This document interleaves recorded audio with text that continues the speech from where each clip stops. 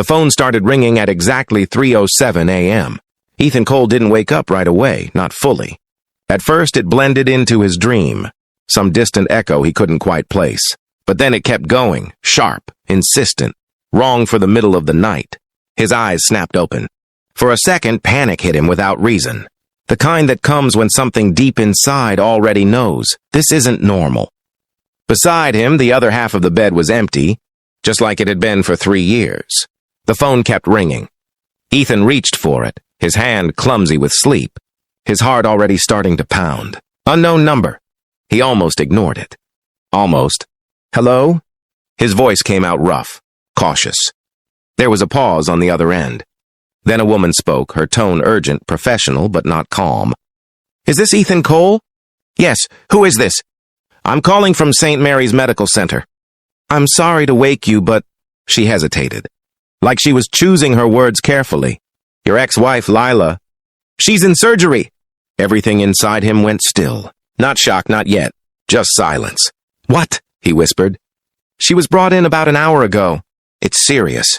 We tried contacting her emergency contact list, and your name was still listed. There's a complication. We need to speak with you immediately. You may be her last hope. Last hope?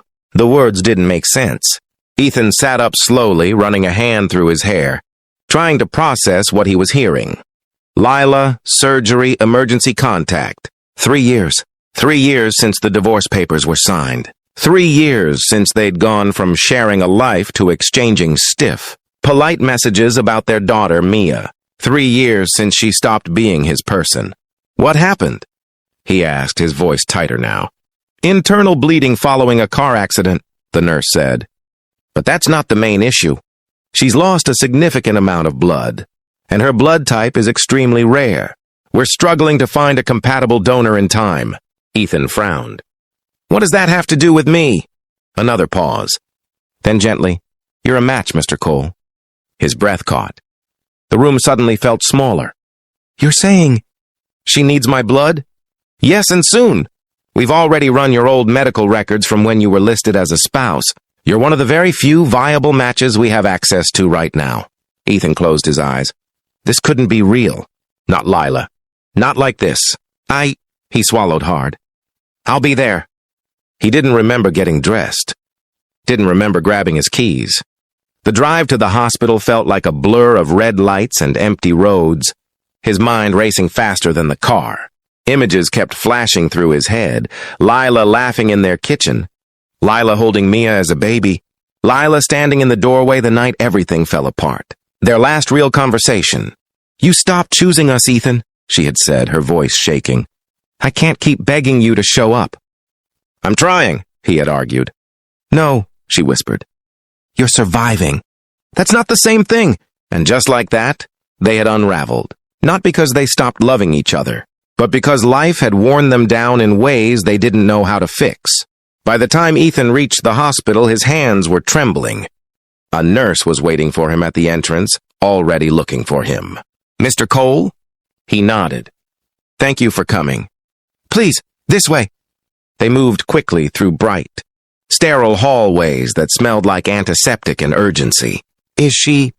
He couldn't finish the sentence. She's still in surgery, the nurse said. But her condition is critical. The sooner we proceed, the better her chances. Ethan nodded, barely hearing the rest. They brought him into a small room, where another doctor explained the procedure, risks, timing, everything that needed to happen. He signed the forms without hesitation. Do you have any questions? The doctor asked. Only one. Ethan looked up. Will she live? The doctor didn't sugarcoat it. We're going to do everything we can. That wasn't an answer, but it was enough. An hour later, Ethan lay on a hospital bed, staring at the ceiling as a nurse prepared the equipment beside him. The room was quiet, except for the soft beeping of machines. He felt strangely calm now. Not because he wasn't afraid, but because for the first time in a long time, something was clear. This wasn't about the past. It wasn't about the divorce. It wasn't about who was right or wrong. It was about a human being, someone he once loved deeply, someone who had shared years of his life, someone who had given him his daughter, someone who still mattered. Are you ready? the nurse asked gently. Ethan nodded. As the process began, he closed his eyes, and memories came rushing back. Not the fights, not the pain, but the good things. Lila dancing barefoot in the living room. Lila leaving him handwritten notes in his lunch. Lila whispering, "We've got this," during the hardest days of their lives. He hadn't thought about those moments in a long time. Maybe because they hurt too much. Maybe because it was easier to focus on what went wrong than what had once been right. A tear slipped down his temple. He didn't wipe it away. When it was over, Ethan felt drained but lighter somehow. Like something heavy inside him had shifted. A doctor came in not long after. "She's out of surgery," he said. Ethan sat up immediately, and she made it through. The transfusion helped stabilize her. "She's not out of danger yet, but..." He offered a small, hopeful smile. "You gave her a fighting chance." Ethan exhaled, his shoulders sagging with relief. "Can I see her?" "Briefly." Lila looked smaller than he remembered. Pale, fragile. Machines surrounded her, quietly keeping track of everything her body was struggling to do on its own. Ethan stood at the doorway for a moment, unsure if he should step inside. 3 years of distance didn't disappear just because of one night. But then he saw her hand, still lifeless against the white sheet. And without thinking, he walked over. He didn't touch her. Just stood there, watching. "You always hated hospitals," he murmured, more to himself than to her. Silence. "I guess I did too." He let out a soft, humorless laugh. "This isn't how I thought we'd end up in the same room again."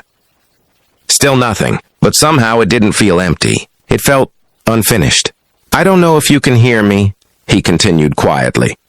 "But if you can, you need to fight, okay? Mia needs you. She's got a school recital next month, and she's been practicing every day. You know how she gets, won't stop until it's perfect." His voice caught. "She got that from you." He finally reached out, hesitating for a second before gently resting his hand near hers. Not quite touching, but close. "And I'm sorry." The words came out before he could stop them. "For everything. For not showing up the way I should have. For letting us fall apart." His chest tightened. "I thought I had time to figure it out. To fix things later, but later doesn't always come, does it?" A machine beeped softly in the background. Ethan swallowed hard.